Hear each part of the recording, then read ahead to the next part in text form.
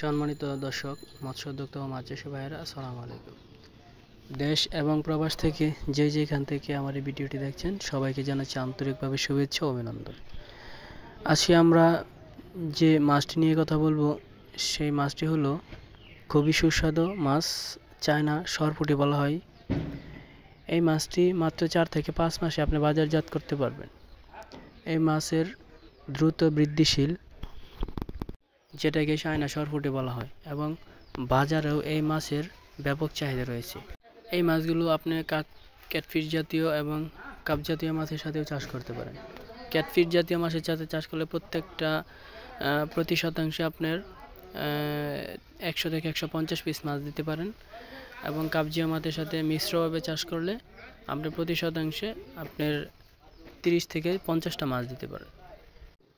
এবং আমাদের কাছে আরও বিভিন্ন ধরনের মাছের পণ্য আপনি পাবেন স্বল্প মূল্যে। ক্যাটফিশ জাতীয়র মধ্যে হচ্ছে দেশি শিং, দেশি গুলশা, পাবদা, ট্যাংরা, ভিয়েতনাম কই, ভিয়েতনাম শোল, এরকম আরও বিভিন্ন ধরনের মাছের পণ্য আপনি পাবেন। তারপরে যে কাপ জাতীয় মাছের সাথে আপনি যদি চাষ করতে চান, সেই ক্ষেত্রে দেখা গেছে রুই, কাতল, মৃগেল, সিরবাল, কালীবাউস, বিকেট, এরকম বাংলা মাছের সাথে আপনি একসাথেও এই চায়না সরপুঁটি আপনি চাষ করতে পারবেন।